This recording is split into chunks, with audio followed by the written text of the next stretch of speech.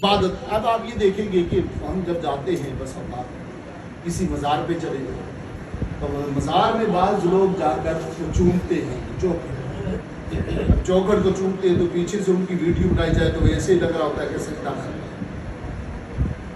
سجدے کی دو قسمیں ہیں, ایک ہوتا ہے سجدہ تعظیم, ایک ہوتا ہے سجدہ عبادت. سجدہ عبادت یہ ہوتا ہے کہ بندہ کسی کو الہ سمجھ کے, خدا سمجھ کے, معبود سمجھ کے, عبادت کے لائق سمجھ کے اس کے سامنے جھکے اور اپنا سر اس کے سامنے ٹیکے, جیسے کہ مسلمان اللہ تعالیٰ کے سامنے سجدہ کرتا ہے. یہ سجدہ عبادت ہے. دوسرا سجدہ ہوتا ہے سجدہ تعظیمی. سجدہ تعظیمی یہ ہے کہ اسے وہ خدا تو نہ سمجھے لیکن اس کے سامنے جھکے اور سجدہ کرے صرف تعظیم کے لیے. جیسے حضرت آدم علیہ السلام کے سامنے فرشتوں نے سجدہ کیا تو وہ سجدہ تعظیمی.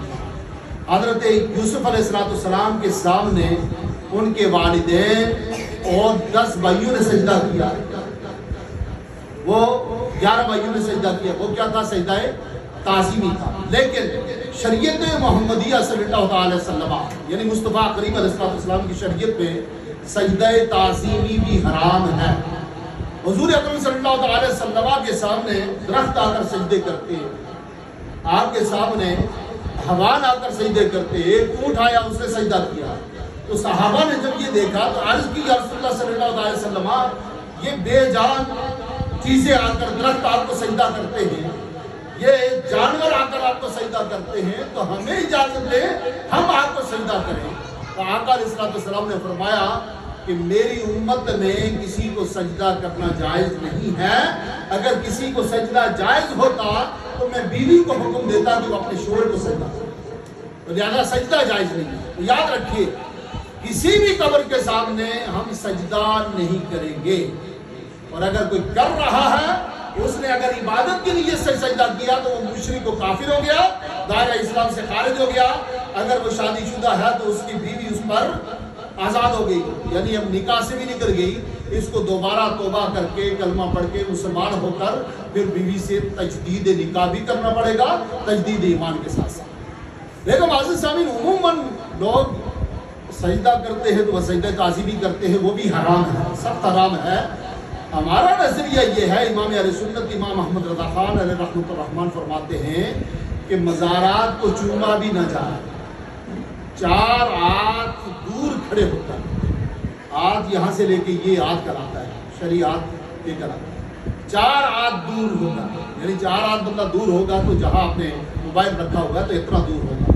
تو آپ فرماتے ہیں کہ اتنا دور ہو کر بندہ مزار پر جائے اور مزار میں جو بھی قرآن حکیم فرقان حمید پڑھ کر ان کو ایصال ثواب کرنا ہے ایصال ثواب کرے اور ان کے وسیلے سے دعا کرے, قبر کو نہیں چھوئے. اور آج کل کیا ہے, جہالت زیادہ ہے, سننا ہے نہیں. ہم یہاں سے پوری بسیں عورتوں کی بھر کے جاتی ہے, جی جمیل داتار جا رہے ہیں. حالانکہ امام اہل سنت سے جب پوچھا گیا نا عورتوں کے بارے میں مزار پہ جانے کا, تو آپ فرماتے ہیں کہ مجھ سے یہ پوچھو کہ جب عورت مزار کے لیے نکلتی ہے تو اس پر کتنی لعنتیں برستی ہیں, اس پر کتنی لعنتیں برستی ہیں. تو عورتوں کا مزار پہ جانا جائز ہی نہیں ہے. اور ہمارے سنی وہ ہوتا ہے کہ جو مزار پہ عورتوں کو لے کر جائے معاذ اللہ لیا. تو پیارے بھائیو ہمیں خود کنٹرول کرنا پڑے گا کہ ہم دین سیکھیں اور اپنے گھر پر بھی اس کو نافذ کریں. اگر ہم میں سے کسی کی خاتون مزار پہ جاتی ہے, وہاں وہ نورانی ہو, وہاں وہ جمیل داتار ہو, یا کوئی اور ایسی مزار ہو جو آپ کے ہاں مشہور ہو, اس پر جاتی ہے, تو آپ اگر اس کے شوہر ہیں تو آپ کے لیے ضروری ہے کہ اپنی بیوی کو روکیں, کیونکہ وہ ناجائز کام کر رہے ہیں. آپ اگر بھائی ہیں تو آپ کے لیے ضروری ہے کہ آپ اپنی بہن کو روکیں, کیونکہ وہ ناجائز کام کر رہی ہے.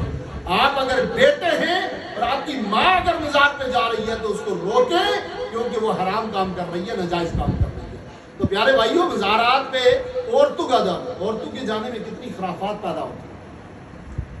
یعنی معاذ اللہ علیہ باللہ تعالیٰ, میرے سننے میں آیا کہ یہ بابا غائب شاہ کا مزار ہے, تو یہاں خواتین مزار کے والے وہاں پہنچتی ہیں تو نوجوان لڑکے وہاں کھڑے ہوتے ہیں اور وہاں جا کر سٹنگیں ہوتی ہیں. اب یہ کتنی خرافات. اسی طرح چرس دیکھ لیں، افیون دیکھ لیں، یہ ساری چیزیں وہاں مل رہی ہوتی ہیں، بک رہی ہوتی ہیں، چل رہی ہوتی ہیں، تو یہ سارا کچھ ناجائز ہے۔ مزارات میں جا کر جھکنا، مزارات میں جا کے سجدے کرنا،